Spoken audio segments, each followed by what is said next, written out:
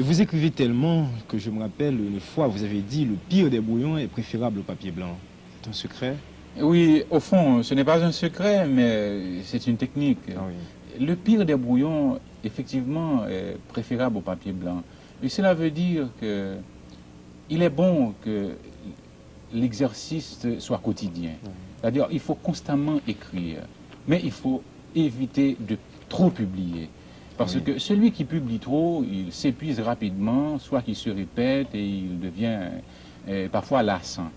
Alors, le fait d'écrire, cela veut dire que vous avez en stock, vous avez en réserve vos idées et vous allez à l'extérieur, vous êtes à l'écoute de votre temps, de votre environnement, de votre époque, et vous vous corrigez constamment.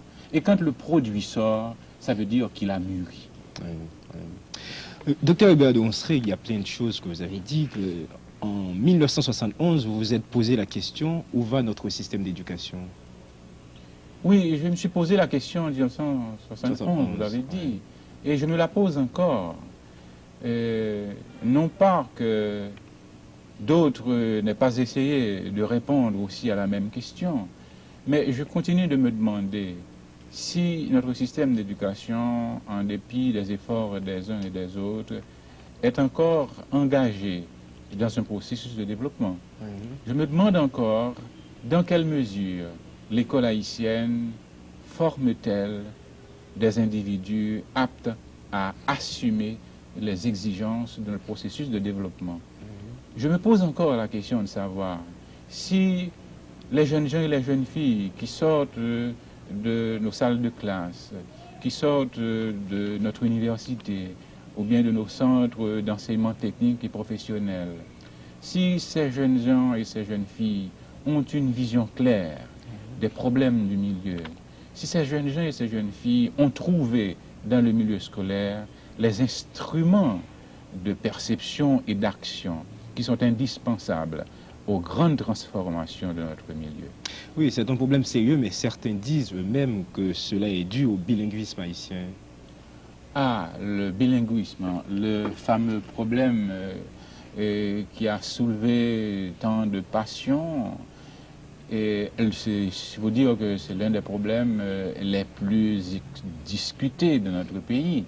Mais je vous dirais que le bilinguisme, au départ, ce n'est pas le problème, c'est l'un des grands problèmes.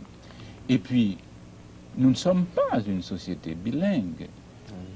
Haïti vit une situation de diglossie. Le bilinguisme n'est un fait que dans les 10% de notre population, c'est-à-dire ceux-là qui parlent français et créole, mais la majorité de la population d'Haïti ne parle que les créoles et ne comprend que le créole. Donc je pense que le problème du bilinguisme, c'est un problème. Le bilinguisme est à construire en Haïti. Le bilinguisme n'est pas donné. Donc je pense que le problème ne se pose pas pour les classes dominantes, les classes privilégiées. Mais quand on reste au niveau du système d'éducation, du système d'enseignement haïtien, on parle français et créole à la fois, peut-être dans les classes, à l'université. Le problème se pose ici. Le problème, enfin, laissez-moi vous dire tout de suite que ce problème du bilinguisme, nous avons pris position vis-à-vis de ce problème. Nous autres du CHIS, nous avons voulu, dès 1974-1975, nous éloigner de tout affrontement verbal, de toute prise de position doctrinale. Et nous avons monté un projet expérimental au terme duquel nous avons démontré, chiffres à l'appui, qu'un enseignement fondé sur le créole comme langue de base, comme langue d'instrument, et le français comme langue étrangère, durant les 4 premières années du cycle fondamental, donne des résultats beaucoup plus convaincants que dans les structures anciennes ou les structures importées. Alors Hubert de Onsré, je veux revenir à vos études sur l'évolution de la société haïtienne. En 1961, vous avez publié une étude importante, titre « Crise de transition de la société haïtienne ». Alors aujourd'hui, à quelle phase en est-on? En 1971, effectivement, 1961. 1961? Oui. Oui, merci. J'ai posé la question de la crise de transition, qui était pour moi une hypothèse de travail. Et j'ai essayé de suivre ce processus dans le temps. Et nous voilà maintenant en 1984. Est-ce que je peux parler encore de crise de transition? Non, je ne parle plus de crise de transition de la société haïtienne. Je parle maintenant d'effondrement de la structure sociale haïtienne. Pour moi, je suis porté à admettre que vers 1971, on assistait à une certaine mutation de groupements sociaux en Haïti, que certaines classes sociales s'affirmaient davantage et aspiraient à un plus large contrôle des décisions. Mais aujourd'hui, les faits ne m'ont pas donné raison.